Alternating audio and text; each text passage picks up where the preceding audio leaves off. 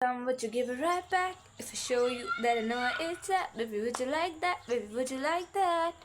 Anyways, welcome back to my channel. It's me, Vaishali. मेरे पास mic नहीं है.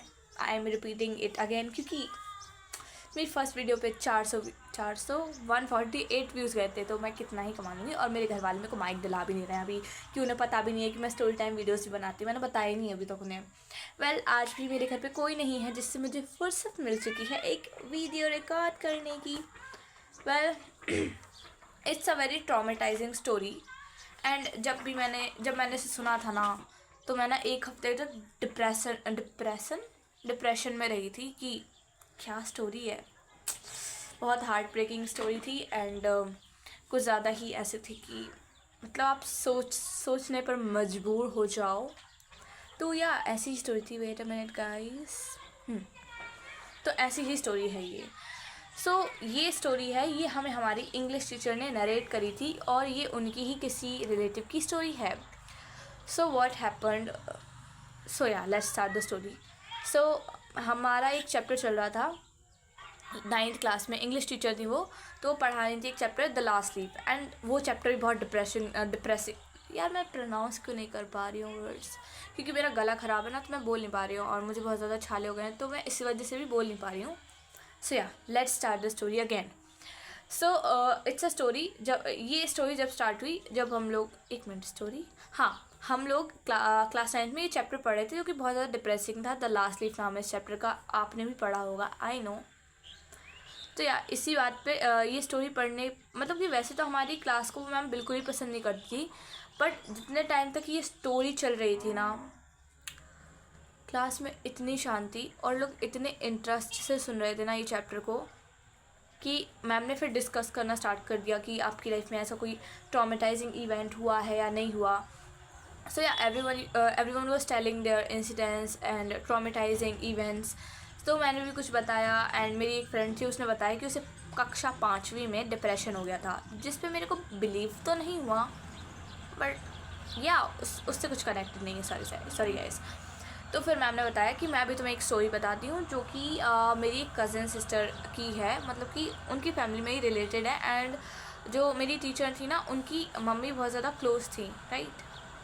तो मेरी क्लास टीचर, मतलब जो हमारी टीचर थी ना, we will call them Mrs English. तो मिसिस इंग्लिश थी, उनकी मामी हुआ करती थी एक. और ये स्टोरी 15-20 साल पहले की है. मतलब कि ये स्टोरी जब की है जब मेरी टीचर टीनेज ईयर्स में थी, and she was a teenager. तो उस टाइम की बात है. नहीं, टीनेजर भी नहीं थी, आई थिंक उससे भी छोटी थी, लाइक 10-11 साल की थी. तो उस टाइम की स्टोरी है. तो उन्होंने बताया कि उनकी एक मामी हुआ करती थी, और मामी जी थी, और उनकी 2 बेटियां हुआ करती थी, अनन्या और शनाया. तो ये दोनों नाम हैं. ये अनोनिमस है, तो हम लोग अनोनिमस नेम्स ही यूज़ करेंगे. तो अनन्या और शनाया 2 बहनें हुआ करती थी. तो जो शनाया थी वो छोटी थी, और जो अनन्या थी वो बड़ी थी, ठीक है. They were both very good in academics, and बहुत अच्छे बच्चे हुआ करते थे. बट जो शनाया थी ना, वो थोड़ी सेल्फिश टाइप की थी, कि अपने बारे में सोचती थी, किसी और के बारे में कुछ भी नहीं सोचती थी. एंड उनके पेरेंट्स सब कुछ सही चल रहा था. But one day what happens, कि जो उनकी मम्मी थी, मतलब मिस इंग्लिश की जो मामी हुआ करती थी, वो किसी वजह से घर छोड़ के चली जाती हैं. तो जो उनके मामा जी थे, उन्होंने बहुत ज़्यादा ट्राई किया, ढूंढने की कोशिश करी, पुलिस कंप्लेंट करी, एडवर्टाइजमेंट करवाए, एंड बहुत टाइम तक ढूंढा. बट अभी तक भी वो कभी लौट के वापस नहीं आई. एंड ऐसा कोई एविडेंट नहीं मिला कि वो जिंदा है या फिर मर चुकी. कुछ भी नहीं पता है उनकी फैमिली को क्या हुआ है एक्चुअल में, और वो क्यों गई थी. तो मेरे को आई थिंक ये स्टोरी शायद मेरे को याद नहीं, बट हाँ, मैम ने जहाँ तक बताया था कि बिना किसी रीज़न के उन्होंने अपना घर छोड़ दिया था. एंड फिर फैमिली में उनके मामा जी बचे थे, और वो 2 लड़कियां बची थी, शनाया और अनन्या. तो अनन्या जो थी ना, वो बड़ी थी, and she was a very nice girl. Academics में बहुत अच्छा परफॉर्म करती थी. एंड इन लोगों ने अपनी स्टडीज़ कंप्लीट करी. एंड कुछ टाइम तक मतलब कि ये इनमें से ये लोग कभी कभी आती थी, मिस इंग्लिश के घर आती थी, क्योंकि वो उनकी बुआ हुआ करती थी, तो अपने बुआ के घर आती थी, यहाँ पे भी रहती थी और फिर चली जाती थी। एंड यही सब कुछ चल रहा था। Then they grow up and दोनों अच्छे जॉब कर रही थी। So the Ananya was working in Bangalore and Shanaya का आई डोंट रिमेंबर वो कहाँ काम करती थी, बट हाँ most probably she was working in Delhi. So जो मिस इंग्लिश है ना, इनकी मम्मी बहुत ज़्यादा कंसर्न हुआ करती थी उन दोनों के बारे में, बिकॉज़ अब उनकी मम्मी नहीं है एंड कहाँ है कुछ नहीं पता है, तो वो बहुत ज़्यादा कंसर्न रहती थी उन दोनों के बारे में एंड उनके बारे में बहुत सोचती थी। तो एक मिनट गाइस, से एक ट्रक निकल रहा था जिसकी आवाज़ आ रही थी। Anyways let's start it again. देखो अभी उसने फिर हॉर्न बजाया। तो मैं कहाँ पे थी? हाँ, तो ये लोग मतलब कि she was working in Ananya was working in Bangalore and Shanaya का आई डोंट रिमेंबर कहाँ, बट हाँ दिल्ली में वर्क काम करती थी वो, जो भी करती थी। तो इनकी जो बुआ थी, मतलब मिस इंग्लिश की जो मैम थी, मम्मी थी, वो बहुत ज़्यादा कंसर्न रहती थी उन लोगों के बारे में कि सब कुछ सोचना रहता था and she was very kind lady. तो शनाया आई उनके पास और उन्होंने बोला कि आई लाइक समवन एंड मैं उससे शादी करना चाहती हूँ। तो इन्होंने देखा कि कैसा है लड़का, कैसा है लड़की, कैसी है, एंड सब कुछ प्लान करके इनकी शादी की ऐसी तैयारियां चल रही थी। एंड अब आप सोच रहे होगे कि उनके जो पापा थे उनका क्या हुआ। वेल जो उनके मामा जी थे, अनन्या और शनाया के जो पापा थे, वो मामी जी से बहुत ज़्यादा प्यार करते थे अपनी वाइफ से। तो उनके जाने के बाद उनकी मेडिकल कंडीशंस बहुत ज़्यादा ख़राब होने लगी। लाइक वो हेल्यूसिनेट करने लगे और उनको उनकी जो मामी थी जो जा चुकी थी वो दिखती रहती थी, उनसे वो बात करते रहते थे and most of the time वो हॉस्पिटल में एडमिट हुआ करते थे। इसलिए ये लोग कभी कभी यहाँ पे रहा करते थे and most of the time इनकी रिस्पॉन्सिबिलिटी वगैरह रहती थी कि ये देखती थी, मतलब बहुत ज़्यादा रिस्पॉन्सिबिलिटी थी मिस इंग्लिश की मम्मी की कि वो उन्हें देखें एंड ऑल। तो इन लोगों ने देखा कि लड़का कैसा है कैसा नहीं है एंड इन लोगों का रोका हो गया। अब हम चलते हैं अनन्या के पास। तो जो अनन्या थी, she was working in Bangalore and वो वहाँ पे एक लड़के से बहुत ज़्यादा प्यार करने लगी एंड उसी के साथ घूमती थी, उसके साथ रहती थी। तो फिर ये ना आई थिंक, हाँ ये स्टोरी जो इनके मामा मामी है, I think they're from Kolkata और सिलीगुड़ी। तो ये कोलकाता या फिर सिलीगुड़ी, कोलकाता बोलेंगे हम आई थिंक। तो ये कोलकाता भी जाती थी, अपने पापा के पास जाती थी, उन्हें देखती भी थी एंड फिर ये आती हैं अपनी बुआ के पास, मतलब मिस इंग्लिश की मम्मी के पास, और ये बताती हैं कि मैं उससे प्यार करती थी, मैं उससे प्यार करने लगी हूँ ये वो। तो ये इनकी जो बुआ है, मतलब कि मिस इंग्लिश की मम्मी है, ये उस लड़के से बोलती हैं कि मिलवाओ और अगर तुम्हें शादी करनी है तो शादी भी कर लो। तो ये कहती हैं हाँ ठीक है, बात करवाने का सोचती हैं। तो ये जाती हैं कोलकाता से बेंगलोर वापस जाती हैं एंड उसको कांटेक्ट करने का ट्राई करती हैं उस लड़के को।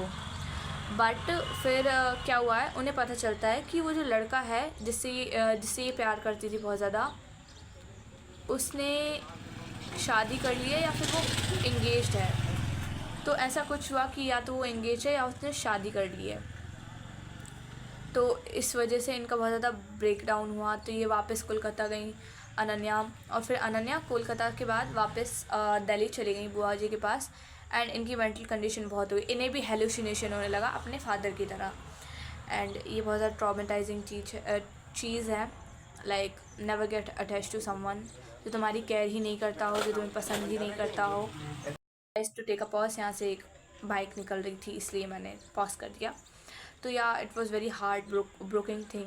तो ये जो हमारी मैम है ना, वो बताती थी कि ये हमारे यहाँ रहती थी, तो मतलब अनन्या रहती थी अपनी बुआ के घर दिल्ली में।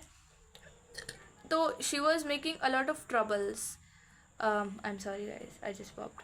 सो yeah she was making very troubles, like मतलब कि जो हमारी मिस इंग्लिश है ना, इनको और इनके सिबलिंग्स को थोड़ी थोड़ी प्रॉब्लम होने लगी थी उनसे, क्योंकि मोस्ट ऑफ द टाइम ये वहीं पे रहती थी।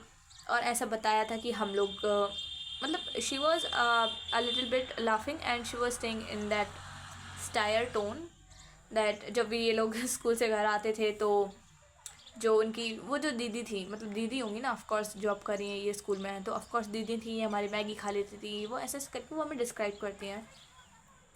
तो इससे बहुत ज़्यादा प्रॉब्लम हुई और इन्होंने बोला कि ये दीदी को बोलो ना कि मतलब कि इनकी जो छोटी बहन है शनाया दीदी से बोलो कि अनन्या दीदी को अपने पास रखें, वो इतना सेल्फिश क्यों एक्ट कर रही हैं एंड क्या हुआ है।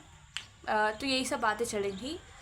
फिर सडनली जो मिस इंग्लिश है उनकी मम्मी को पता चला कि जो शनाया है वो गायब हो चुकी है। तो ये उनके फियांसे को कॉल करती हैं कि वेयर इज़ शनाया, कहाँ पे है, आपके पास से नहीं है। ये सिलीगुड़ी में कांटेक्ट करती हैं एंड फिर इनके पापा को भी इन्फॉर्म करती हैं कि वो कहाँ गई है, नहीं पता है। तो वो तो वैसे भी उनकी मेडिकल कंडीशन बहुत ज़्यादा ख़राब हो चुकी थी, वो हेलुसिनेट करते थे and most of the time वो हॉस्पिटल में एडमिट होते थे।